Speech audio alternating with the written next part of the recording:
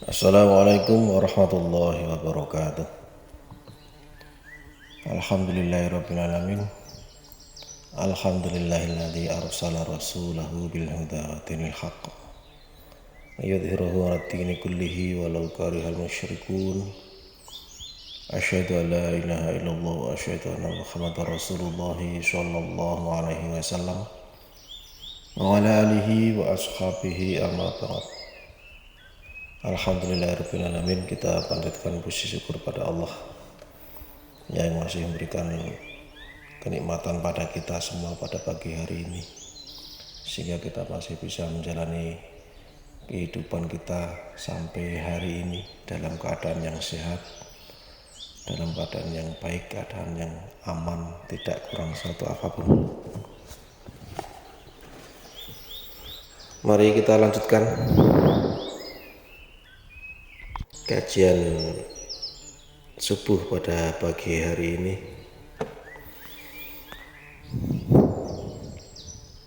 Bismillahirrahmanirrahim. Hadatsana Wahab ibnu Baqiyah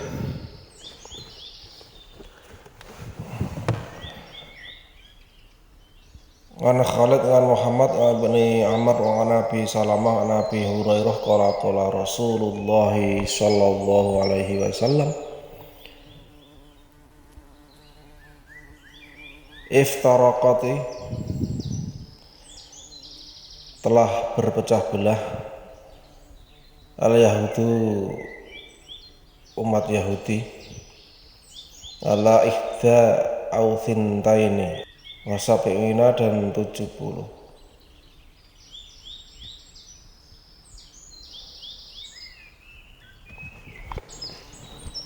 Firqatan, pecahan. Orang Yahudi telah berpecah belah menjadi 71 atau 72 golongan.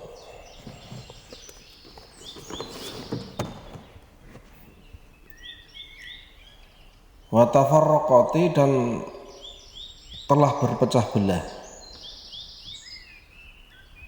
sapa an-Nasara, orang-orang Nasrani, ala ihda, atas satu, au thintaini, atau dua, wasabina, dan 70, berarti 71 atau 72. Firqatan, perpecahan. Dan orang Nasrani itu juga dulu telah berpecah belah menjadi 71 ataupun 72 golongan. Jadi memang orang Yahudi dulu yang telah lewat, orang Yahudi itu umatnya Nabi Musa dengan kitab Tauratnya, dan orang Nasrani yaitu umatnya Nabi Isa dengan kitab Injilnya, itu juga sudah berpecah belah. Jadi memang kelihatannya orang Yahudi Nasrani itu hebat ya. Tapi kalau kita memandang dari luar, tapi sebenarnya mereka itu sendiri juga sudah berpecah belah dari dulu. Dan di antara pecahan ini pun juga terjadi perselisihan, tidak rukun, dan bahkan terjadi peperangan. Tidak seperti yang kita bayangkan dari luar. Kita merasa bahwa orang Islam itu lah yang pecah belah. Ternyata tidak. Mereka orang Yahudi dan Nasrani juga sudah berpecah belah. Wa taftariku, dan akan berpecah belah. Kita cermati kalau yang di atas tadi iftaraqat, telah berpecah belah. Karena memang umat Yahudi dan Nasrani itu umat yang terdahulu, dikatakan ahli kitab, yaitu umat-umat yang terdahulu yang adanya sebelum Nabi Muhammad. Nah, adapun ini Nabi mengendika wa taftariku, dan akan berpecah belah umatku ini. Umatku ini, umati, ala salasin, atas 3, wasabi'ina, dan 70.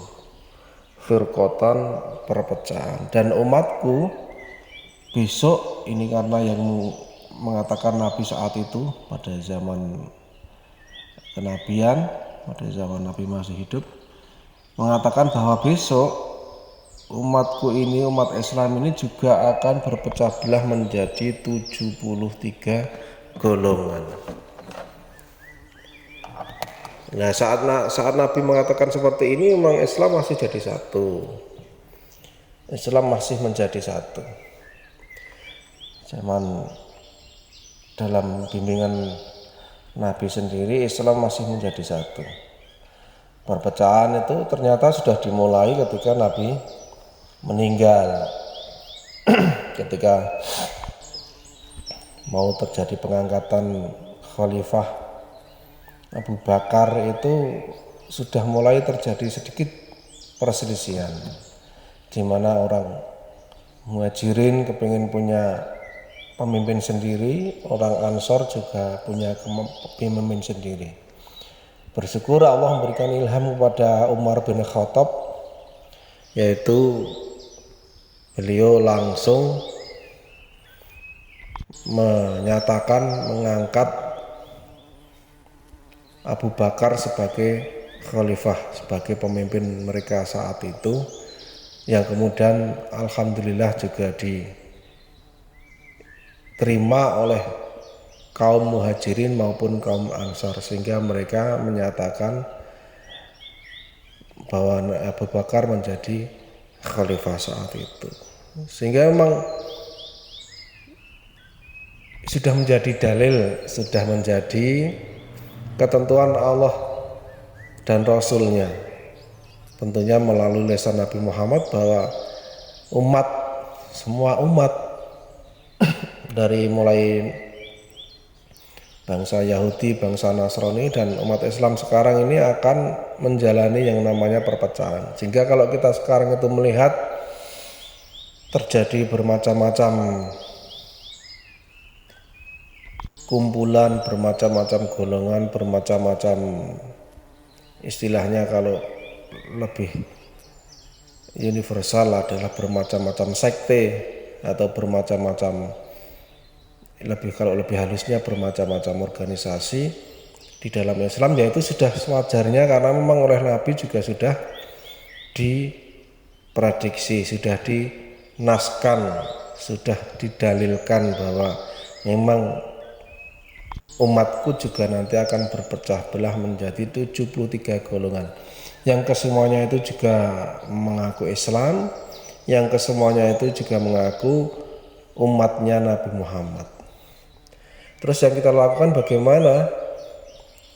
Ya, kita menggunakan kepahaman ilmu kita. Disinilah peran penting dari suatu ilmu, tentunya ilmu agama, ilmu Al-Quran dan ilmu Al-Hadis.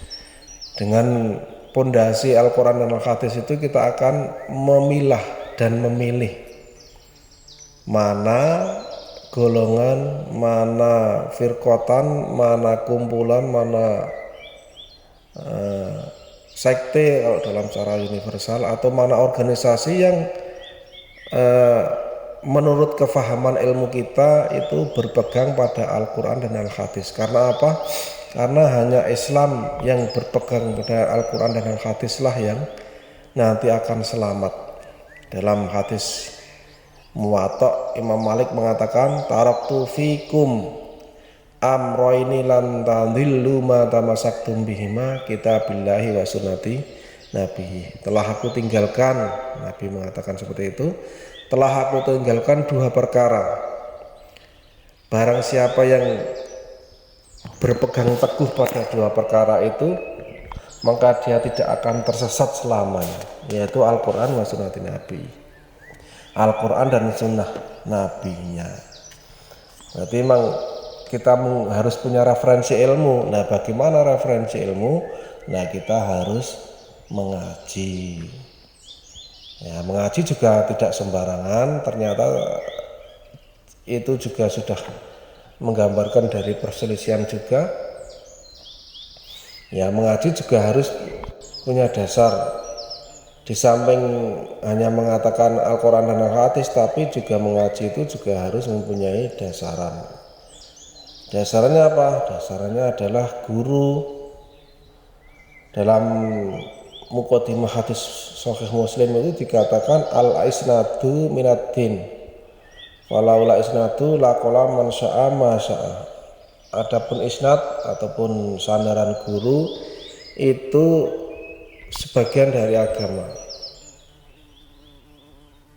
Jika orang itu tanpa isnad, maka dia akan bisa mengatakan apa-apa yang ingin dia katakan. Dalam arti dia bisa ngawur karena dia tidak punya sandaran guru. Adapun sandaran guru itu ya yang benar-benar memang dia juga punya sandaran guru dari gurunya jaga dari gurunya selanjutnya sampai dengan Rasulullah Sallallahu Alaihi Wasallam.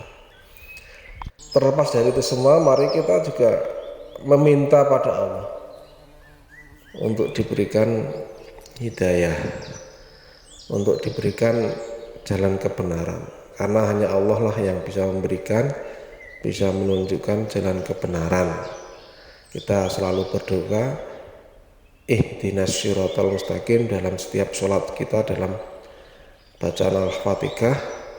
Di luar sholat pun kita bisa berdoa Allahumma arinal haqqa haqqa warzuqna ittiba'ah wa arinal batila batila warzuqna ijtinabah.